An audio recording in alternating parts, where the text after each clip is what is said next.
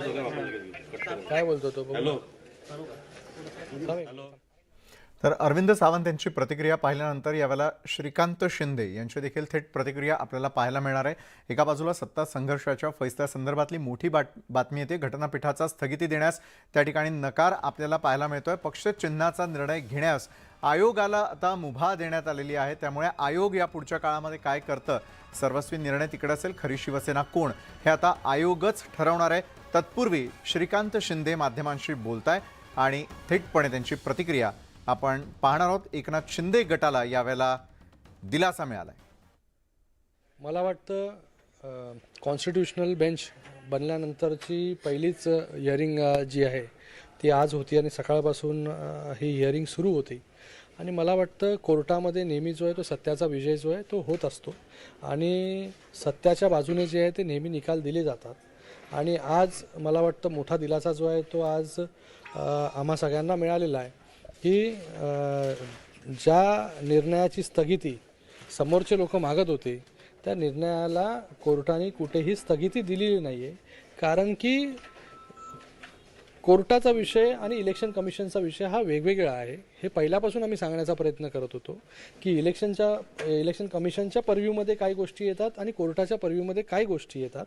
पण आज कोर्टानेच सांगितलेलं आहे की आज इलेक्शन कमिशनची जी काही प्रोसिडिंग आहे ती प्रोसिडिंग आम्ही थांबवू शकत नाही, ती प्रोसिडिंग जी आहे ती होणार आहे। तर मला वाटतं हे मोठं यश जे आहे हे आज आम्हाला मिळालेलं आहे। कारण की आज जे काही आकडे आहेत, जे काही नंबर्स आहेत, हे नंबर्स आपल्याला सांगतात जी खरी परिस्थिती आहे ती। आज 75% जास्त आमदार असतील, 75% जास्त खासदार असतील, त्याचबरोबर लोकप्रतिनिधी असतील, नगरसेवक असतील, जिल्हा परिषदेचे सदस्य असतील, पंचायत समितीचे सदस्य असतील आणि त्याचबरोबर जिल्हा प्रमुख असतील, वेगवेगळे पदाधिकारी असतील, हे सर्व लोक जे आहेत हे शिंदेसाहेबांना जोडले गेलेले आहेत। शिंदेसाहेबांबरोबर खूप आहेत। त्याच्यावरून स्पष्ट आपल्याला दिसतंय की आज बाळासाहेबांचे विचार घेऊन जाण्याचं काम या ठिकाणी कोण करतंय। आणि आज मला वाटतं आज सत्याचा विजय जो आहे तो आज झालेला आहे आणि कोर्टाने आपला निर्णय दिलेला आहे। तर कोर्टाला मी खूप खूप धन्यवाद व्यक्त करतो की आज जो आहे जो निर्णय स्थगित करण्यात आला होता की बाबा निवडणूक आयोगालाही काम करण्यापासून बाबा वंचित ठेवण्यात आलं होतं, आज तो जो आहे मार्ग जो आहे तो मोकळा झालेला आहे। पुढची जी काय लढाई जी आहे ती आज इलेक्शन कमिशनमध्ये असेल किंवा कोर्टामध्येही चालू राहील। केंद्रीय निवडणूक आयोगातील याच्या पुढे वारंवार पत्रव्यवहार करण्यात आला आहे की ज्या पद्धतीनं चिन्ह असेल किंवा पक्ष असेल, प्राथमिक जी मेंबरशिप असेल, याबाबत विषय अनेक जे विरोधक त्यांच्यावर आरोप केले गेले होते। कुठेतरी आता या निर्णयामुळे ही सगळी प्रक्रिया रखडली जी होती, विरोधकांनी पत्र देखील दिलं होतं की निवडणूक आयोगाने मध्यस्थी करून किंवा आम्हाला बोलण्याची वेळ द्यावी, तर ही कुठेतरी प्रक्रिया जी रखडली होती आता वेळही दिला, निवडणूक आयोगाने देखील वेळ दिला, कोर्टाने आदेश दिला होता निवडणूक आयोगाला की बाबा निवडणूक आयोगाने कुठेतरी सगळ्यांना एक वेळ द्यावा, तो वेळही दिला, कोर्टाचाही मान राखला गेला आणि आता कोर्टाने आपला अंतिम निर्णय दिलेला आहे की बाबा निवडणूक आयोगाची जी काही प्रक्रिया आहे ती इंडिपेंडेंट आहे। कारण की ती स्वायत्त इंडिव्हिज्युअल सबमिट करणार, ती जे आहे ते स्वतःचे अधिकार जे आहेत इलेक्शन कमिशनला घेण्याचे आहेत। तर मला वाटतं आज एक मोठा विजय आणि एक आय ओपनर समोरच्यांसाठी आहे की बाबा कुठल्या गोष्टीसाठी आपण कोर्टात गेलं पाहिजे, कुठल्या गोष्टीसाठी आपण कोर्टात नाही गेलं पाहिजे। प्रत्येक गोष्टीसाठी आपण जर कोर्टात जावं लागलो तर मला वाटतं कोर्टामध्ये सगळ्या ह्याच बाबी ज्या आहेत त्या पेंडिंग राहतील। याच गोष्टीसाठी लोक सारखे त्या ठिकाणी जातील आणि ज्या मेन सगळ्या आज कोर्टामध्ये भरपूर अशा गोष्टी ज्या आहेत त्या पेंडिंग आहेत त्याच्यावरती कोर्टाला काम करायचं आहे।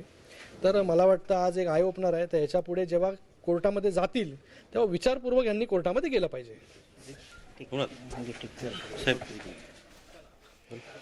नाही आहे 1989 पासून 1989ला रजिस्ट्रेशन पार्टीचं व्यवस्थित जे इलेक्शन कमिशनसमोर 29A होतं ते 1966 पासूनचे पक्ष आहे तेव्हापासून ते आजपर्यंत सगळे पुरावे सगळे दाखले। एक युक्तिवाद केला गेला आज की शिंदे हे शिवसेनेचे प्रायमरी मेंबर नाही आहेत आपल्या वकिलांकडे, काय त्या ह्याच्यामध्ये त्यांचं असं होतं की त्यांनी व्हॉलंटरीली त्यांची मेंबरशिप त्यांनी सोडली आणि म्हणून ते डिस्क्वालिफिकेशनचं त्यांचे ॲक्ट जे होते inside the house outside the house ज्यामध्ये शेड्यूल 10चे 21A 21B लागू होतात त्याप्रमाणे त्यांनी केलेल्या कृत्यांना त्यांनी केलेल्या ॲक्ट्सना ते लागू होतं आणि ते डिस्क्वालिफिकेशनवर होतं। त्या ह्याने त्यामुळे त्यांना जे उद्धवजी ठाकरे साहेबांनी पक्षप्रमुख म्हणून त्यांना जे बाजूला हे केलं होतं, पोस्टवरून काढलं होतं, जे इलेक्शन कमिशनला सादर केलं होतं, त्यामुळे त्यांची प्रायमरी मेंबरशिप आहे न आहे हा भाग पुन्हा आता इलेक्शन कमिशनजवळ येणार अशा रीतीचा. अनिल देसाई यांनी मीटर वाढलेला आहे, 3 रुपयाने टॅक्सीचा मीटर वाढलेला आहे. कशा प्रकारे बघता या भाडेवाढीकडे?